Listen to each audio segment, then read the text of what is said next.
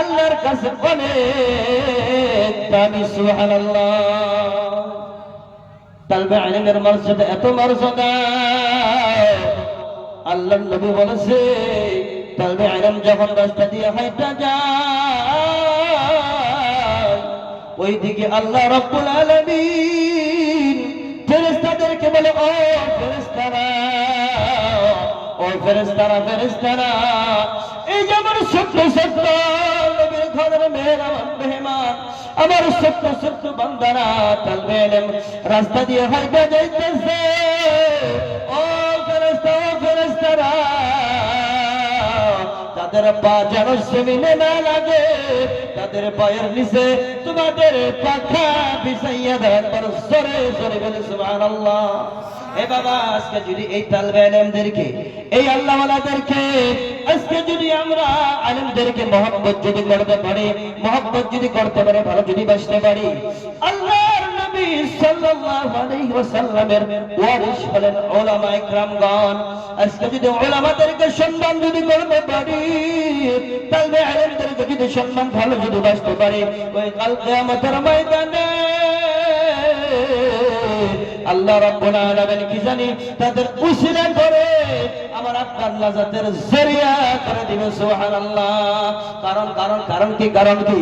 উলামায়ে কিরাম কোনদিন বলবে না চলো ভাই গান মধ্যে যাই, উলামায়ে কিরাম কোনদিন বলবে না চলো সুদের মধ্যে যাই, উলামায়ে কিরাম বলবে না কোনদিন চলো ঘুষের দিকে যাই, উলামায়ে কিরাম কোনদিন বলবে না জিনার দিকে যাই, উলামায়ে কিরাম বলবেন চলো ভাই মসজিদের মধ্যে চলে যাই, চলো ভাই মাহফিলের মধ্যে যাই, ধর্মসভার দিকে যাই। আরে আরে প্রত্যেকটা উলামায়ে কিরামগণ পাঁচ ওয়াক্ত নামাজের পরপর আরে আমার আপনার জাহান্নামের জন্য উলামায়ে কিরামগণ চোখের পানি ফেলায়। আরে যারা মসজিদের ইমাম পাঁচ ওয়াক্ত নামাজের মধ্যে হাত বাড়ায় কি বাড়ায় না বাবা? বাড়ায় কি বাবা না? পাঁচ ওয়াক্ত নামাজের মধ্যে যখন হাত বাড়ায়, ওই প্রত্যেকটা মহল্লাবাসীর জন্য দোয়া করে, আল্লাহ যারা মসজিদের মধ্যে আসিয়াছে আল্লাহ তাদেরকে কবুল করো, তাদেরকে কবুল করো, তাদের জীবনের গুনাহ খাতা আল্লাহ তুমি মাফ করিয়া দাও। শুধু তাই না, যারা জিন্দেগীর মধ্যে মসজিদ আসে না তাদের জন্য সেই উলামায়ে কিরাম দোয়া করে, আল্লাহ আল্লাহ যারা মসজিদ আসে নাই, আল্লাহ যারা মসজিদের মধ্যে আসে নাই, যারা নামাজ পড়ে না, রোজা রাখে না, আল্লাহ তাদের জাহান্নামের রাস্তা থেকে আল্লাহ তুমি রক্ষা করো, তাদেরকে জান্নাতের রাস্তা খোলা করে দাও, তাদেরকে মসজিদ মুখী করে দাও। বাবা বলে কি বলে না? দোয়া করে কি দরকার করে না? আজকে আমরা সেই আলেমের আজকে মহব্বত সম্মান করতে পারি না। শুধু তাই না, যখন আমরা আল্লাহু আকবার বলিয়া ইমামের উপরে আমরা তাওয়াক্কুল করিয়া ইমামের উপরে আমার আখিরাতকে নির্ভর করে ছেড়ে দেই, ইমামতি যখন করে আমরা ইমামের উপরে আমরা নির্ভর সব ছেড়ে দেই কি দেই না? আমার আপনার আখিরাতকে নির্ভর করে দেব আমার ইমামের উপরে। আজকে আমরা সেই ইমামকে ভালো আজকে আমরা বাসতে পারি না, মহব্বত করতে পারি না। আমার বন্ধুগণ, আমার ভাইরা, উলামায়ে কিরামদের সঙ্গে যদি আমি একটা যদি জীবনটা যদি মহব্বত যদি করতে পারি, রিলেশন যদি করতে পারি, আল্লাহ রাব্বুল আলামিন বলছে কোরআনের মধ্যে, ইন্নামা ওয়ালিয়্যুকুমুল্লাহু ওয়া রাসূলুহু ওয়াল্লাযীনা আমানুল্লাযীনা ইয়াকিমুনাস সালাতা ওয়া ইউতুনাজ যাকাতা ওয়া হুম রাকিউন। আল্লাহ বলে এক নম্বরে আমি আল্লাহর সাথে বন্ধুত্ব করো, মহব্বত পয়দা করো, দুই নম্বরে আমার নবীর সঙ্গে মহব্বত পয়দা করো, তিন নম্বরে যারা আল্লাহ ওয়ালা, যারা কোরআন ওয়ালা, যারা ঈমানদার, তাদের সঙ্গে যারা রিলেশন মহব্বত পয়দা করবে, ওই কাল কিয়ামতের ময়দানে সেই দলটা হবে জয়ী দল। আল্লাহ জয়ী করে জান্নাতের দিকে দিয়ে দিবে। সুবহানাল্লাহ। আর সুবহানাল্লাহ।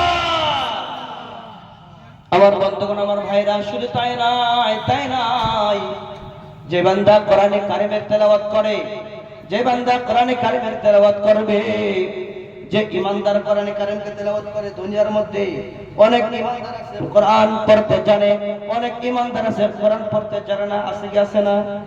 ইমানদার কিন্তু কোরআন পড়তে জানে না। আবার এরকম বহুত আছে ইমানদার কিন্তু কোরআন পড়তে জানে। আল্লাহর নবী সাল্লাল্লাহু আলাইহি ওয়াসাল্লাম বলেছে, কোরআন পড়নে वाला ईमानदार আল্লাহর কাছে এত দামি খুশবু জাতি সুগ্রাণ জাতি মিষ্টি ফলের মতো সুবহানাল্লাহ। যে ইমানদার কোরআন পড়তে জানে না সেই বান্দা হলে আল্লাহর দরবারে সুগ্রাণ ছাড়া মিষ্টি ফলের মতো সুবহানাল্লাহ। দুনিয়ার মধ্যে অনেক ফল আছে না নাই? খাইতে দেখতে সুন্দর অনেক স্বাদ, আবার সুগ্রাণ বাসনা আছে না গো? আবার অনেক ফল রয়েছে বাসনা নাই কিন্তু খাইতে স্বাদ। যেরকম খেজুর খাইতে স্বাদ কি স্বাদ না? স্বাদ কি স্বাদ না? খেজুর খাইতে স্বাদ কিন্তু বাসনা আছে কি? বাসনা নাই। কমলা লেবু মালটা খাইতে স্বাদ, আবার বাসনাও আছে কি নাই? আল্লাহর নবী সাল্লাল্লাহু আলাইহি ওয়াসাল্লাম বলেছে, কোরআন পড়নেওয়ালা ঈমানদার আল্লাহর দরবারে সুগ্রাণ জাতি মিষ্টি ফলের মতো সুবহানাল্লাহ। যে বান্দা কোরআন পড়তে জানে না কিন্তু ঈমানদার, সেই বান্দা আল্লাহর দরবারে সুগ্রাণ ছাড়া মিষ্টি ফলের মতো। আবার অনেক মুনাফিক রয়েছে কিন্তু কোরআন পড়তে জানে। অনেক মুনাফিক রয়েছে কোরআন পড়তে জানে, সে হলো আল্লাহর দরবারে গোলাপ ফুলের মতো। কিসের মতো বাবা?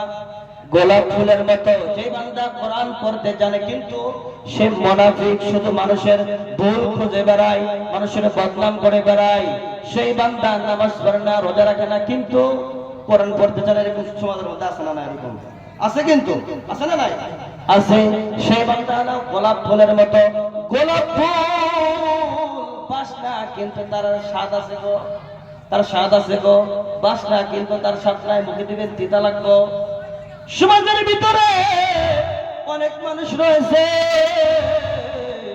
আল্লাহর নাফরমানি করে বেড়ায়, আল্লাহর নাফরমানি করে বেড়ায়, কোরআন পড়তে জানে না।